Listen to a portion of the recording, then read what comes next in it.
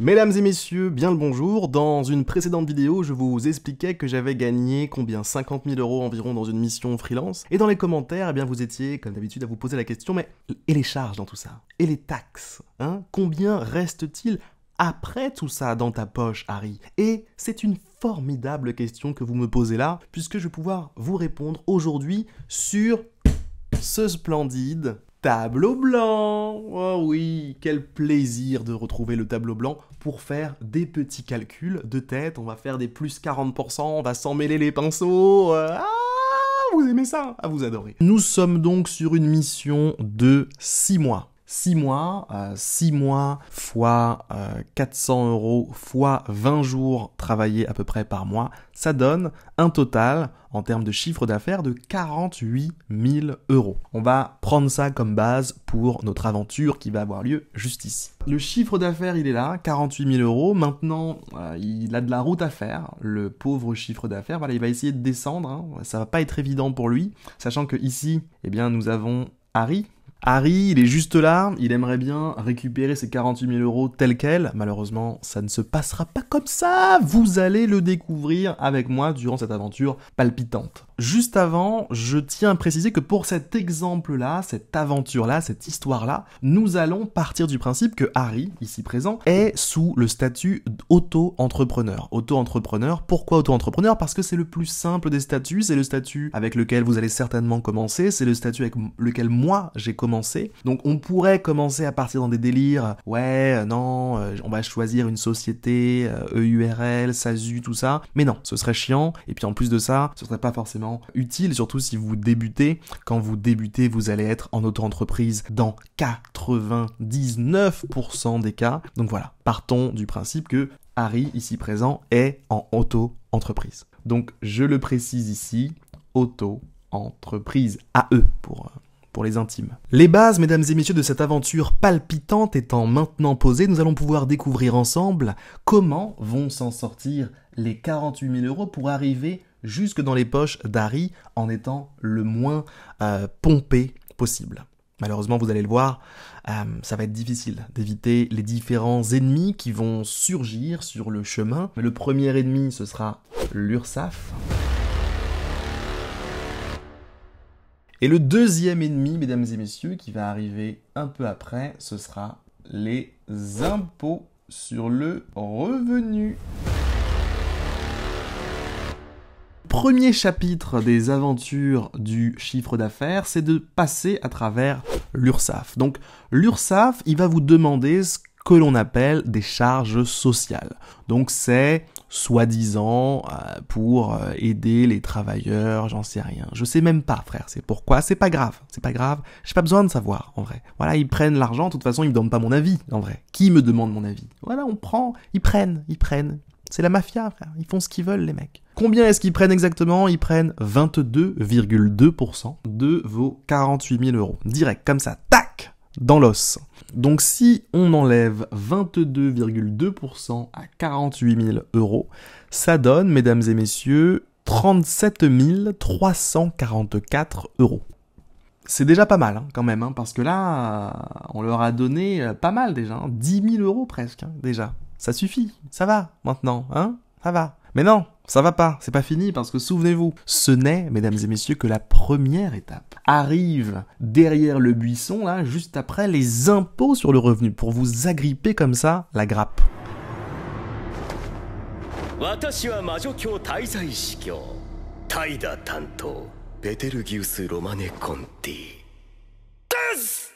Donc les impôts sur le revenu, tous les Français doivent en payer. Et ça se base sur quoi? Ça se base sur l'ensemble des revenus que vous avez touchés pendant une année. Donc on va partir du principe, là dans notre exemple, que Harry, il a travaillé 6 mois, et puis après, les 6 mois d'après, il était en vacances. Voilà, c'est plus simple, ça nous permet de partir du principe que on a le droit de prendre 6 mois de vacances. C'est assez stylé, c'est assez cool, hein, de faire ça. Pourquoi pas? Pourquoi ne pas vous le permettre? Si vous gagnez 400 € par jour, qu'est-ce qui vous empêche de partir 6 mois en vacances après? Rien. Alors profitons de ce droit dans cet exemple, mesdames et messieurs. Profitons-en, mais oui.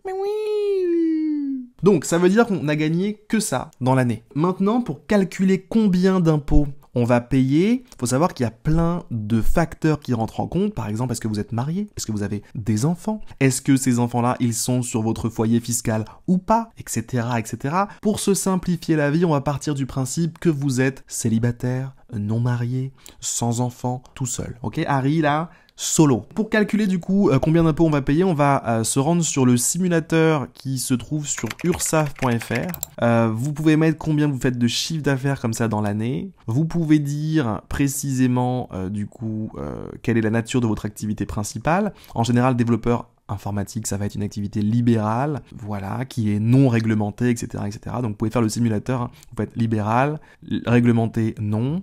La date du début d'activité, on part du principe qu'on a commencé cette année, tac. Est-ce qu'on bénéficie du versement libératoire de l'impôt sur le revenu? On ne se prend pas la tête avec ces choses-là, non. L'ACRE, non. Alors qu'est-ce que c'est que l'ACRE, me direz-vous? L'ACRE, c'est quelque chose qui vous permet, au lieu d'avoir 22,2% d'URSSAF à payer, ça vous permet de payer uniquement la moitié pendant la première année. Il me semble, hein, parce que c'est quelque chose qui change régulièrement. Chaque année, on dirait qu'il y a un mec, il appuie sur un bouton aléatoire et il dit « Cette année, ce sera ça, l'ACRE.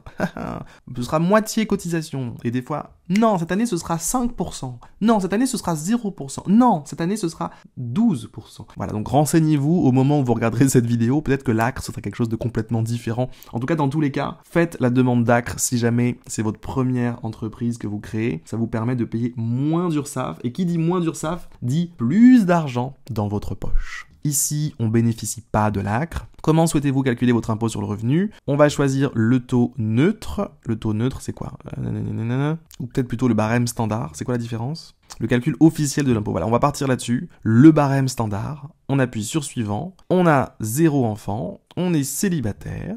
On n'a pas d'autres revenus. Et voilà, ça y est. Donc, qu'est-ce qu'il nous explique, ce cher ami? C'est que donc cotisation 10 656, c'est bien ce qu'on a payé, il nous reste 37 344, comme quoi j'ai pas fait des calculs trop pétés. Impôt sur le revenu, il nous dit que on va payer 3 426 € d'impôt sur le revenu. Et donc du coup, ça va nous faire ici un reste, donc ça maintenant, hop, c'est devenu 33 918 €. Et là, ça y est, c'est dans notre poche. Harry, il a du coup cet argent, 33 918 €.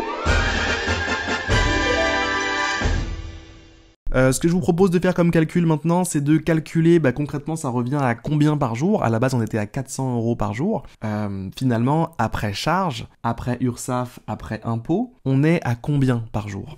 Eh bien, on va le calculer tout de suite. 33 918 divisé par 6 divisé par 20, ça fait 282 € par jour. Donc en fait, sur les 400 € par jour qu'on gagne, finalement, il y a 118 € à donner à l'État chaque jour.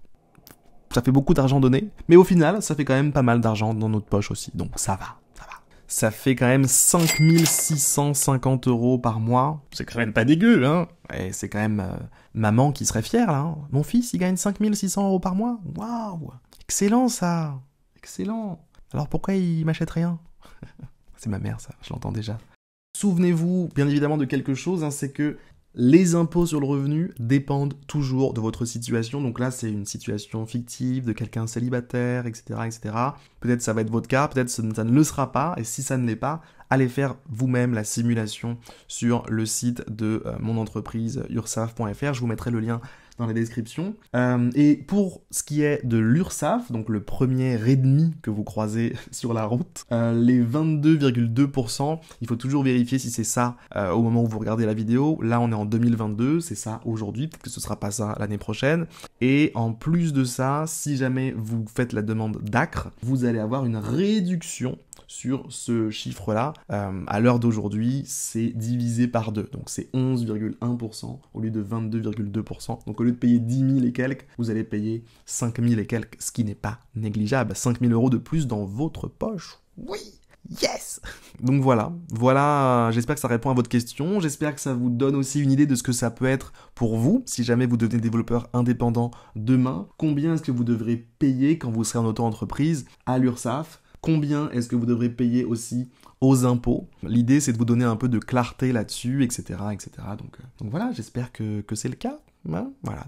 Moi, très rapidement, pour vous donner un peu une idée, je suis passé en société parce que j'avais pour projet de réinvestir mon argent que je gagnais dans d'autres projets. Donc que ce soit pour des services divers et variés, que ce soit pour réinvestir, bref. L'idée, moi, étant donné que j'ai toujours eu envie d'entreprendre, c'était de me servir de ce que je gagnais pour entreprendre. Dans ce cas-là, c'est intéressant de passer en société parce que vous allez pouvoir dépenser à cet endroit-là. Et après, vous paierez des charges, des taxes, des impôts, etc. Vous pourrez dépenser ici, réinvestir ici, avant que tous les autres ennemis se servent. Et ça change tout. Mais bien évidemment, tout le monde n'a pas envie d'entreprendre, donc voilà, c'est pas le rêve de tout le monde, c'est pas le délire de tout le monde. Chacun ses choix, ok. Ne pensez pas que parce que moi je l'ai fait, c'est quelque chose de stylé. Vraiment, suivez ce que vous avez envie de faire, quoi. C'est ça le plus important. Vos choix, mesdames et messieurs, sont les bons. À partir du moment où vous savez ce que vous ratez ou ce que vous ne ratez pas, vous avez le libre choix. Votre vie, c'est la vôtre, mesdames et messieurs. Mettez-vous à l'aise, quoi, j'ai envie de vous dire. Bah écoutez, sur ces très belles paroles, je vais vous laisser. Mesdames et messieurs, juste avant de vous dire au revoir, adios, je sais que vous êtes nombreux parmi ceux qui regardent ces vidéos à avoir le désir, la volonté de devenir développeur indépendant. 7000 € de chiffre d'affaires ce mois-ci, c'est ouf. Si c'est le cas, vous avez un petit bouton là dans la description, un petit lien, regardez, juste là, hop, il est là. Vous cliquez là-dessus. Vous avez ici présent la description de mon programme d'accompagnement Coding Accelerator. Si c'est quelque chose qui vous intéresse, si c'est quelque chose qui vous chauffe, si vous vous sentez motivé, déterminé à devenir un développeur indépendant, dans ce cas-là, vous avez un petit bouton là, regardez, le bouton qui est de plus en plus gros ici, vous cliquez là-dessus. Vous arrivez ensuite sur ce petit formulaire sur lequel vous avez la possibilité de candidater pour le programme et à la fin vous pourrez prendre un appel avec quelqu'un de mon équipe qui va voir un petit peu avec vous si c'est une bonne idée, pas une bonne idée de rejoindre le programme, etc. Et puis voilà, si Dieu veut, d'ici la semaine prochaine, vous ferez partie du programme et vous serez en route pour devenir développeur indépendant. Pareil, celui que je voulais pas être, hein. T'as vu Bendo, il est pas bête, hein. T'as vu Bendo, il est pas bête, hein. Je fais du bénéf sur une plaquette, hein. Sur le terrain, c'est la scellée, ça haut, tu plus de ballons que de paquettes, hein. Elle est G-Char, c'est un paquet, hein. Elle pensait me la mettre, elle est pas prête, hein. T'as vu Bendo, il est pas bête, hein. T'as vu Bendo, il est pas bête, hein. Je fais du